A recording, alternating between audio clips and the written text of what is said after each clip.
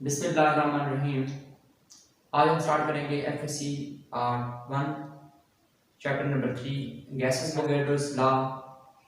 ये क्वेश्चन इस तरह आता है कि define Avogadro's law and give its applications. तो सबसे पहले हम इसका इंट्रोडक्शन देखेंगे, देन इसकी definitions, explanation and its derivations with examples. सबसे पहले हम इसको इंट्रोडक्शन देखते हैं। Physicist an Italian physicist Emilius Avogadro's gave this law in 1811। यहाँ बात करते हैं कि टेम्परेचर और प्रेशर दोनों कांस्टेंट होते हैं, वॉल्यूम का डायरेक्ट रिलेशन होता है नंबर ऑफ मोल्स के साथ। डेफिनेशन में देखिएगा, equal volume is directly proportional to the number of moles at constant temperature and pressure. Avogadro's law के अंदर वॉल्यूम और नंबर ऑफ मोल्स आपस में डायरेक्ट रिलेशन होते हैं, टेम्परेचर और प्रेशर दोनों कांस्टेंट होते हैं।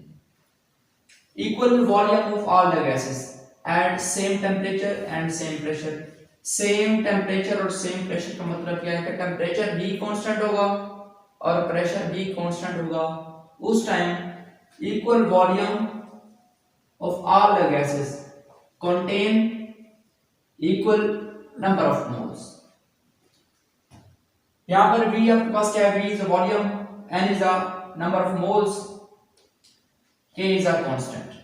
हम इसकी डेरिवेशंस ड्राइव करते हैं। वॉल्यूम इसको खत्म करेंगे तो लिखेंगे K, this is called constant and N as it is आएगा। तो यहां पर इक्वेशन क्या बनेगी कि volume of gas is equal to the constant K directly proportional to the number of moles। Volume और नंबर ऑफ मोल्स आपस में डायरेक्ट रिलेशन होते हैं, ठीक है। यहाँ जब हम इसकी सिग्निफिकेंस देखते हैं, सिग्निफिकेंस में हम देखते हैं अगर आपके पास कोई भी 1 मोल ऑफ एनी गैस, कोई भी आपके पास गैस हो, एनी गैस कोई भी गैस, जब उसका 1 मोल लेंगे तो उसके अंदर इतने पार्टिकल होंगे 6.02 multiply 10 to raise power 23 particles. अब पार्टिकल्स अगर एटम होंगे तो हम कहेंगे 6.023 पार्टिकल्स ऑफ एटम। अगर आपके पास पार्टिकल्स मॉलिक्यूल होंगे तो हम कहेंगे 6.02 multiply 10 to raise power 23 molecules. इस बात को कंफर्म किया जोसेफ सैंडिस्ट ने। उसने बात की कि अगर आपके पास मोनोएटॉमिक गैसेस हों, डायएटॉमिक गैसेस हों या पॉलीएटॉमिक गैसेस हों तो उसके लिए किस तरह एवोगैड्रोस नंबर एग्जिस्ट करते हैं, ठीक है। 6.0223 10 रेज़ पावर 23 पार्टिकल्स, ये हमारे पास क्या है, एवोगैड्रोस नंबर है, ठीक है। इसमें अगर हम बात करते हैं इन केस ऑफ मोनोएटॉमिक गैसेस, ठीक है, मोनोएटॉमिक गैसेस का मतलब सिर्फ एक एटम की बात करेंगे तो उसके अंदर 6.02 multiply 10 to raise power 23 atoms. क्योंकि हमने किसकी बात की है, मोनोएटॉमिक की बात की है, तो इसके अंदर इतने एटम्स होंगे, ठीक है। जब हम बात करेंगे इन केस ऑफ डाई और पॉलीएटॉमिक गैसेस तो इसके अंदर 6.02 multiply 10 to raise power 23 molecules. क्योंकि अगर आपके पास एक होगा एटम तो हम बात करेंगे उसके 6.02 10 टू रेज़ पावर 23 एटम्स की। जब उसके अंदर अगर आप जाते हैं मॉलिक्यूल तो क्योंकि कॉम्बिनेशन होता है एटम्स का, जब दो एटम्स मिलते हैं तो फिर आपके पास बनता है मॉलिक्यूल, और जब डिफरेंट एटम्स मिलते हैं डिफरेंट रेशियो से तो फिर बनता है कंपाउंड्स, ठीक है।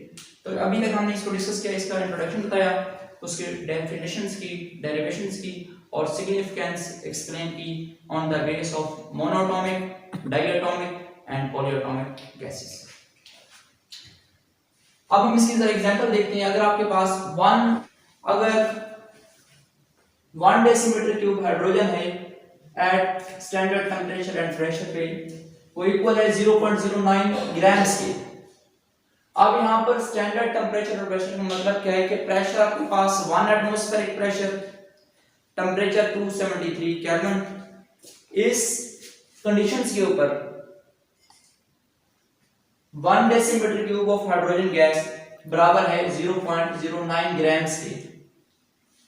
तो 0.09 gram of hydrogen at STP is equal to the 1 decimetre cube. अगर 0.09 ग्राम ऑफ हाइड्रोजन हो स्टैंडर्ड टेम्परेचर और प्रेशर पे 1 डेसीमीटर क्यूब के इक्वल हो, तो 2 ग्राम ऑफ हाइड्रोजन कितने के बराबर होंगे? 2.016 gram of hydrogen is equal to the 1 by 0.09 multiply by 2.016 ग्राम।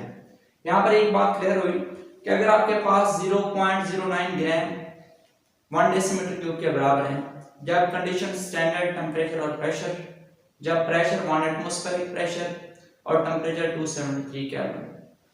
तो अगर आपके पास हाइड्रोजन की बात करें, हाइड्रोजन के एक एटम का मास होता है 1.008 ग्राम, तो 2 का कितना होगा? 2.016 ग्राम। इसके अंदर कितने पाए जाएंगे? हम कहेंगे 1 डिवाइडेड बाय 0.09 मल्टीप्लाई बाय 2.016 ग्राम। तो इसके अंदर 22.414 डेसीमीटर क्यूब वॉल्यूम पाया जाता है। यहां पर एक बात क्लियर हुई कि अगर आपके पास हाइड्रोजन के इतने ग्राम हों तो इसके अंदर मोलर वॉल्यूम कितना पाया जाता है? 22.4 decimetre cube. This value is called molar volume. अगर हम इसकी एग्जांपल देखते हैं कि 1 mole of N2 eight STP, अगर आपके पास कोई भी गैस है, जब आप बात करेंगे 1 मोल ऑफ नाइट्रोजन भी हो सकता है, हाइड्रोजन भी हो सकता है, क्लोरीन कुछ भी हो सकता है, लेकिन कंडीशंस क्या होनी चाहिए? Standard temperature and pressure. 1 mole का मतलब क्या होगा कि इसके अंदर 6.02 multiply 10 to raise power 23 particles बराबर होते हैं।